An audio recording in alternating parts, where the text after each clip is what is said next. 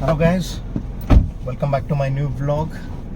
So ಇವತ್ತು actually ಒಂದು 2 ದಿವಸದಿಂದ ಲೈಟಾಗಿ ಚಳಿ ಜ್ವರ ಇತ್ತು ನನಗೆ. ಸೊ ಅದಕ್ಕೋಸ್ಕರ ನಾನು ಹೋಗಿರಲಿಲ್ಲ ಕೆಲಸಕ್ಕೆ. ನಿನ್ನೆ ಹಾಫ್ ಡೇ, ಇವತ್ತು ಫುಲ್ ಡೇ. ಇವತ್ತು 1.5 ಡೇ ರಜೆ ಒಳಗಿದ್ದೆ. ಸೊ ಮನೇಲಿ ಬರೀ ಮಲ್ಗಿ ಒಂಥರ ಬೇಜಾರು ಅನಿಸಿತ್ತು. ಅದಕ್ಕೆ ನನ್ನ ಫ್ರೆಂಡ್ ಒಬ್ಬ ರೋಹಿತ್ ಅಂತ ಹೇಳ್ಬಿಟ್ಟು ಕಾಲ್ ಮಾಡ್ದೆ. ಅವ ನನ್ನ childhood friend. So out of country ಒಳಗೆ ವರ್ಕ್ ಮಾಡ್ತಾನೆ ಈಗ, ಕೆನಡಾ ಅನ್ಸೋದು ಮೇ ಬಿ. ಈಗ ಬೆಟ್ಟ ಆಗ್ತಾನೆ ಹೇಳ್ತಾನೆ ತಿಳ್ಕೊಂಡು, ಅಲ್ಲಿ ವರ್ಕ್ ಮಾಡ್ತಾನೆ. ಬಾರಪ್ಪ ಬೆಟ್ಟ ಆಗೋಣ ಅಂತ ಹೇಳ್ದೆ. ಸೊ ಹಿಂಗಾಗಿ ಹೊಂಟೇನಿ, ಬರ್ರಿ ಅವ್ನು ಬೆಟ್ಟ ಆಗೋಣ. ಅವ್ರು ಯಾರು ಅವ್ರು ಏನು ಕೆಲಸ ಮಾಡ್ತಾರೆ ಎಲ್ಲ ತಿಳ್ಕೊಳ್ಳೋಣ ಬರ್ರಿ.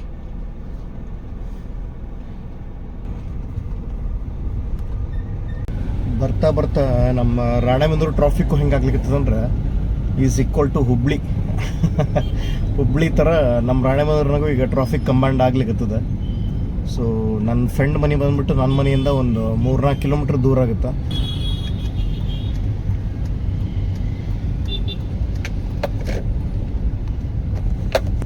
ಬಲ್ಗಡೆ ಇರೋದು ಒಂದು ಮನೆ ಬಂದ.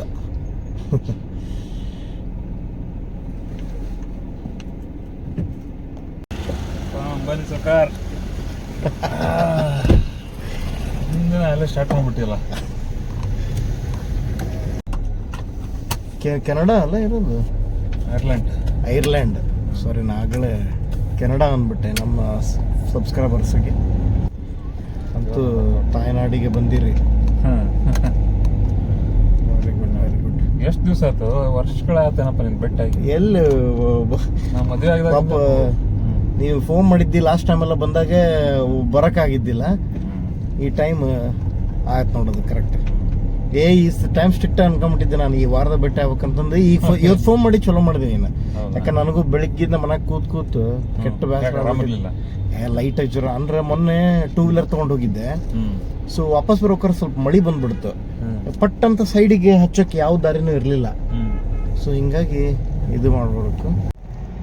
ಸೊ ನಿಸರ್ಗ ಸಸ್ಯಾಹಾರಿ ಇಲ್ಲೇ ಬಾ ರೋಹಿತ್. ಓಕೆ ಅಲ್ಲ?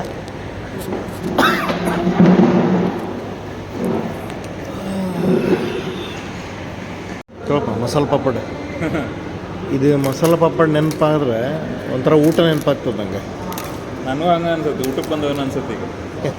ಬಂದು ನೋಡ್ರಿ ನಿಮ್ಮ favourite paneer. After long time ನಾನು ತಿನ್ನೋದು. ಮೇ ಬಿ ನೀನು ಆಫ್ಟರ್ ಲಾಂಗ್ ಟೈಮ್ ಇರ್ಬೇಕಲ್ಲ? Long time. ಓಕೆ.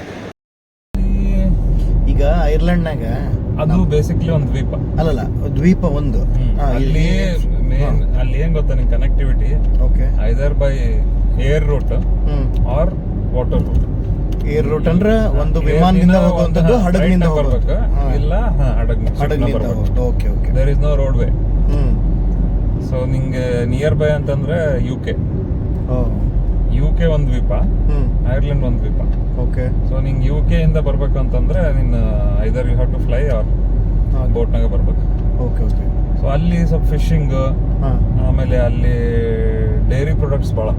ಓಕೆ. ಅಂದ್ರೆ ಅಲ್ಲಿ ಜನ ಹೆಂಗೆ ಅಂತಂದ್ರೆ ಹೈನುಗಾರಿಕೆಗೆ ಡಿಪೆಂಡ್. ಕ್ಯಾಟಲ್ ಭಾಳ, ಶೀಪ್, ಆಮೇಲೆ ಕೌಸ್.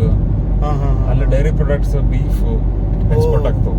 Okay okay okay. Irish beef is one of the famous beef in Europe. Irish beef ಭಾಳ ಬೇಡಿಕೆ ಐತೆ. Irish means Ireland. Okay okay okay. Indian food ಅಂತವಲ್ಲ ಆ ಥರ Irish beef. Okay okay okay. ಇವಾಗ ಹೆಂಗ ಬೀಫ್ ಅಂದ್ರೆ ಗೊತ್ತಾಯ್ತಲ್ಲ ಫ್ರೆಂಡ್ಸ್, ಫ್ರೆಂಚ್ ಫ್ರೈಸ್ ಅಂತ ನೋಡು. ಹಂಗೆ ಐರಿಷ್ ಬೀಫ್. ಸೊ ಅಲ್ಲಿ ನಿಂಗೆ ಜಾಸ್ತಿ ಬೆಳೆಯಂಗಿಲ್ಲ. ಅವ್ರು ಪೊಟ್ಯಾಟೊ, ಆನಿಯನ್, ಕ್ಯಾರೆಟ್ ಇವ 3 ಜಾಸ್ತಿ ಬೆಳೆಯೋದು. ಅಲ್ಲಿ ಅದು ಬಿಟ್ಟು ಹಿಂಗೆ ಬೇರೆ ತರಕಾರಿಗಳಾಗ್ಲಿ, ಫ್ರೂಟ್ಸ್ ಆಗ್ಲಿ ಏನ್ ಬೆಳೆಯಂಗಿಲ್ಲ. ಅಲ್ಲೆಲ್ಲ ಎಲ್ಲ ಇಂಪೋರ್ಟ್ ಆಗ್ತಾವ. ಅಷ್ಟು ಯುಕೆ ಬೇರೆ ಅಕ್ರಾಸ್ ಯುರೋಪ್ ಇಂದ ಇಂಪೋರ್ಟ್ ಆಗ್ತಾವ. ಈಗ ಅಕಾರ್ಡಿಂಗ್ ಟು ಬಿಸ್ನೆಸ್ ಅಂತ ಬಂದಾಗ, ಅಂದ್ರೆ ಈ ಒಂದು ದೇಶದ ಆರ್ಥಿಕ ವ್ಯವಸ್ಥೆ ಅಂತ ಕರೀತಾರಲ್ಲ, ಮುಂದೂಣ ಆರ್ಥಿಕ ವ್ಯವಸ್ಥೆ ಅಂತ ಕರೀತಾರ. ಅಲ್ಲಿ ಮೇಜರ್ ಆರ್ಥಿಕ ವ್ಯವಸ್ಥೆ ಡಿಪೆಂಡ್ ಆಗಿದ್ದು ಯಾವ ಸೆಗ್ಮೆಂಟ್ ಮೇಲೆ? ಇತ್ತೀಚೆಗೆ ನೋಡಿದ್ರೆ ಮೋಸ್ಟ್ಲಿ IT ಸೆಕ್ಟರ್ ಅನಿಸ್ತತಿ. ಯಾಕಂದ್ರೆ ಆಫ್ಟರ್ 2000 ಸಮಥಿಂಗ್ ಈ ದೊಡ್ಡ ಕಂಪ್ನಿಗಳೆಲ್ಲ ಬಂದು ಹೆಡ್ ಕ್ವಾರ್ಟರ್ಸ್ ಅಲ್ಲೇ ಓಪನ್ ಮಾಡ್ಯಾವ. ಲೈಕ್ ಅಕ್ಸೆಂಚರ್, ಆಮೇಲೆ ಈ ಗೂಗಲ್, ಫೇಸ್ಬುಕ್, ಮೈಕ್ರೋಸಾಫ್ಟ್ ಇವೆಲ್ಲ ಮಾಸ್ಟರ್ ಕಾರ್ಡ್ ಇವೆಲ್ಲ ತಮ್ಮ ದೊಡ್ಡ ದೊಡ್ಡ ಬ್ರಾಂಚಸ್ ಬಂದು ಅಲ್ಲೇ ಕ್ರಿಯೇಟ್ ಮಾಡ್ಯಾವ. ಯಾಕಂದ್ರೆ ಅಲ್ಲಿ ಐರ್ಲೆಂಡ್ ಗೌರ್ಮೆಂಟ್ನವ್ರಿಗೆ ಜಾಸ್ತಿ ಇನ್ಕಮ್ ಇರ್ಲಿಲ್ಲ. ಅವಾಗ ಅವ್ರು ಏನ್ ಮಾಡಿದ್ರು ಗೌರ್ಮೆಂಟ್ನವ್ರು ಅಂದ್ರೆ ಸ್ವಲ್ಪ ತಲೆ ಓಡಿಸಿ ಕಾರ್ಪೊರೇಟ್ ಟ್ಯಾಕ್ಸ್ ನ ಫುಲ್ ಸ್ಲಾಶ್ ಮಾಡ್ಬಿಟ್ರು, ಕಡಿಮೆ ಮಾಡಿದ್ರು, ಹೆವಿ ಕಡಿಮೆ ಮಾಡ್ಬಿಟ್ರು. ಓಕೆ. ಸೊ ಅವಾಗ ಕಾರ್ಪೊರೇಟ್ಸ್ ಬಹಳ ಬಹಳಷ್ಟು ಜನ ಎಲ್ಲ ಅಲ್ಲೇ ಬಂದು ಬ್ರಾಂಚಸ್ ಅಂದ್ರೆ IT ಕ್ಷೇತ್ರ ಮತ್ತೆ ಕೈಗಾರಿಕಾ ಅಂದ್ರೆ ನಿಂಗೆ ಜಾಸ್ತಿ ಅಂತಂದ್ರೆ ನಿನಗೆ ಅಲ್ಲಿ ಫಾರ್ಮಾಸ್ಯೂಟಿಕಲ್ ಜಾಸ್ತಿ ನಡೀತೈತಿ. ಒಟ್ಟು ಕೈಗಾರಿಕಾ ಅದ ಐತೈತಿ ಫಾರ್ಮಾಸ್ಯೂಟಿಕಲ್. ಏನು ಟ್ಯಾಕ್ಸ್ ರಿಡ್ಯೂಸ್ ಮಾಡಿದ್ರು ಅಂತೆಲ್ಲ ಅದಕ್ಕಿಂತ ಮುಂಚೆಗೆ ಹೋಲಿಕೆ ಮಾಡಿದ್ರೆ ಈಗ ಕೈಗಾರಿಕೆಗಳು ಜಾಸ್ತಿ ಓಪನ್ ಆಗಲಿಲ್ಲ. ಸೊ ನಿಂಗೆ ಹೆಂಗ ಅನಿಸ್ತದೆ, ಇನ್ ಫ್ಯೂಚರ್ ಆದ್ರೂ ಓಪನ್ ಆಗ್ಬಹುದಾ? ಬಹಳಷ್ಟು ಇನ್ನೂ ಓಪನ್ ಆಗ್ತವೆ ಅಂದ್ರೆ ಇಟ್ ಡಿಪೆಂಡ್ಸ್. ಓಕೆ. ಇವಾಗ ಇಲ್ಲಿ ತರ ಅಷ್ಟು ಎಕ್ಸ್ಪಾಂಡ್ ಮಾಡೋಕೆ ಅಲ್ಲಿ ಆಗಲ್ಲ. ಯಾಕಂದ್ರೆ ಇಲ್ಲಿ ಹ್ಯೂಮನ್ ಫೋರ್ಸ್ ಬಾಳ ಐತಿ, ಅಂದ್ರೆ ಯುವ ಪೀಳಿಗೆ ಇಲ್ಲಿ ಬಾಳ ಐತಿ. ಅಲ್ಲಿ ಏನ್ ಗೊತ್ತಾ, ಅಲ್ಲಿ ಸ್ವಲ್ಪ ರಿಟೈರ್ಡ್ ಆಗಿರೋ ಮಂದಿ ಅಂತಾರ ಅಂದ್ರೆ ಅಲ್ಲಿ ಯುವ ಪೀಳಿಗೆ US ಗೆ ಹೋಗ್ತಾರ, ಇಲ್ಲ ಆಸ್ಟ್ರೇಲಿಯಾ ಹೋಗ್ತಾರ.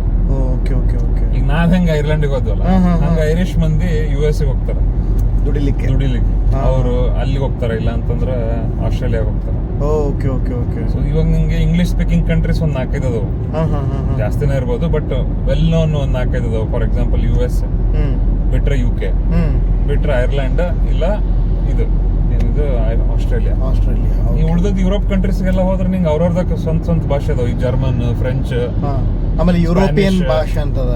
ಇಲ್ಲ, ಯುರೋಪಿಯನ್ ಇದು ಯೂನಿಯನ್.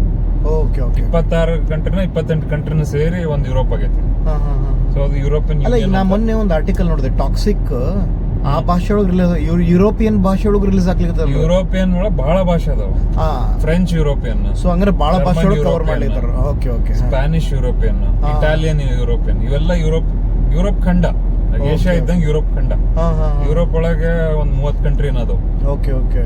ಐರ್ಲೆಂಡ್ ಒಂದು. ಅದಕ್ಕೆ ಈಗ ಟೂರಿಸ್ಟ್ ಪ್ಯಾಕೇಜ್ ನವ್ರೆಲ್ಲ ಅನೌನ್ಸ್ ಮಾಡ್ತಾರಲ್ಲ ಯುರೋಪ್ ಟ್ರಿಪ್ ಅಂತಾರ. ಅವ್ರ ಒಂದ್ 10-12 ಫೇಮಸ್ ದೇಶ, ಸ್ವಿಟ್ಜರ್ಲೆಂಡ್, ಫ್ರಾನ್ಸ್, ಜರ್ಮನಿ, ಸ್ಪೇನ್, ಈ ತರದ್ ಬಾರ್ಸಿಲೋನಾ, ಈ ತರ ಒಂದ್ 4-5 ಕಂಟ್ರಿ ಒಳಗಿರೋ ಫೇಮಸ್ ಸಿಟೀಸ್ ಕರ್ಕೊಂಡು ಹೋಗ್ತಾರೆ. ಓಕೆ. ಅದು ಕ್ರಿಕೆಟ್ ಇದು net practice. Okay, nice. Galaxy world ಮೊನ್ನೆ ಹೊಸದಾಗಿ ಆಗ್ಯದ.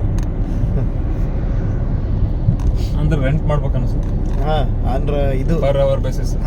ಆತರ. ನಾನು ಹೋಗೋದು ಆ ಕಡೆ ಲಾನ್ ಟೆನ್ನಿಸ್. ಓಕೆ. ಅದಕ್ಕೆ ಸ್ಟಾರ್ಟಿಂಗ್ ನನಗೆ ಹೆಸರು ಗೊತ್ತಿರಲಿಲ್ಲ, ವಾಲ್ ಟೆನ್ನಿಸ್ ಅಂತ ಕರಿತಿದ್ದೆ ಅದಕ್ಕೆ. ಸೊ ಎಷ್ಟು ವರ್ಷ ಆಯ್ತು ನೀ ಈಗ ಐರ್ಲೆಂಡ್ಗೆ ಹೋಗಿ?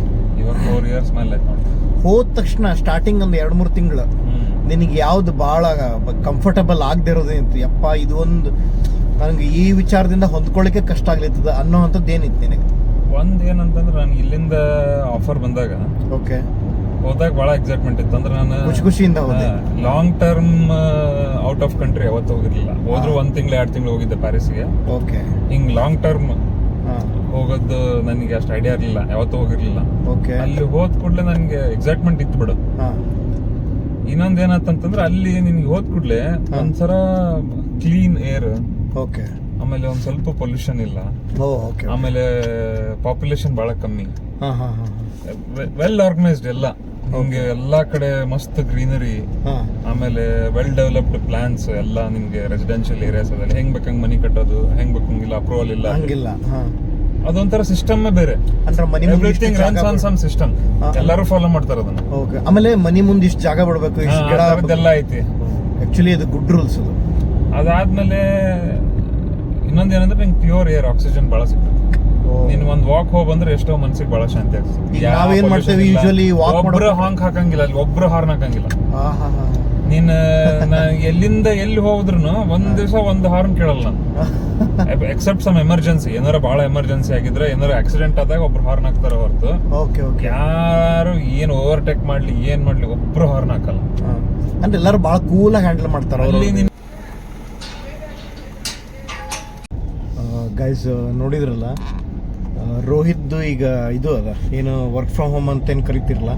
ಸೊ ಈಗದ ಪಾಪ ಅವನಿಗೆ ಲೇಟ್ ಆಯ್ತು. ಹಂಗೆ ಮಾತಾಡ್ಸ್ಕೊತ ಕರ್ಕೊಂಡು ಹೋದೆ, ಅವನಿಗೂ ಗೊತ್ತಾಗಿಲ್ಲ, ನನಗೂ ಗೊತ್ತಾಗಿಲ್ಲ. ಸೊ ಅದು ಅವನು ವರ್ಕಿಂಗ್ ಟೈಮ್ ಸ್ಟಾರ್ಟ್ ಆಗ್ಬಿಟ್ಟದ. ಬಟ್ ನಡೀತದ, ಹೆಚ್ಚು ಕಮ್ಮಿ ನಡೀತದ ಅಂತ ಹೇಳ್ದ. ಈಗ ಅವನು ವರ್ಕ್ ಫ್ರಮ್ ಹೋಮ್ ಜಾಯ್ನ್ ಆಗಿರ್ತಾನ 1.5 hour. ಸೊ ಆಮೇಲೆ ಇದು ಮಾಡ್ತಾರೆ. ಸೊ ನೋಡ್ರಿ, ಔಟ್ ಆಫ್ ಕಂಟ್ರಿ ಒಳಗೆ ಹೋಗಿ ಕೆಲಸ ಮಾಡ್ರೆ ಭಾಳ ಆರಾಮ್ ಇರ್ತಾರಂತ ನಾವು ಅನ್ಕೊಂಡಿರ್ತೀವಿ. ಬಟ್ ಅಲ್ಲೂ ಕೂಡ ಅವ್ರವ್ರದೇ ಆದಂಥ ಒಂದು ಸ್ಟ್ರಗಲ್ಸ್ ಇದ್ದೇ ಇರ್ತದೆ. ಏನೋ ಹಿಂಗೆ ಹೊರಗಡೆ ಹೋಗಿ, ಹೊರದೇಶಕ್ಕೆ ಹೋಗಿ ದುಡಿಯೋರ ಒಂದು ಕಷ್ಟಗಳೇನಂತ ಒಂದು ತಿಳ್ಕೊಳ್ಳೋ ಪ್ರಯತ್ನ ಅಷ್ಟೇ. ಸೊ ಆ ವಿಚಾರವಾಗಿ ತನಗೇನು ಅನಿಸ್ತದೆ ಎಲ್ಲಾನು ಹೇಳ್ಕೊಂಡ. So thanks to Rohit. ನಾನೀಗ ಮನೆ ಕಡೆ ಹೊಂಟೇನೆ. ನನಗೂ ಲೈಟಾಗಿ ಜ್ವರ ಬಂದಿತ್ತಲ್ಲ, ಸೊ ಭಾಳ ಹೊತ್ತು ಕುತ್ಕೊಳ್ಳಿಕ್ಕೂ ಡ್ರೈವ್ ಮಾಡಲಿಕ್ಕೂ ಒಂಥರ ನಿಶಕ್ತಿ. ಸೊ ಹಿಂಗಾಗಿ ಹೊಂಟಿದ್ದೆ.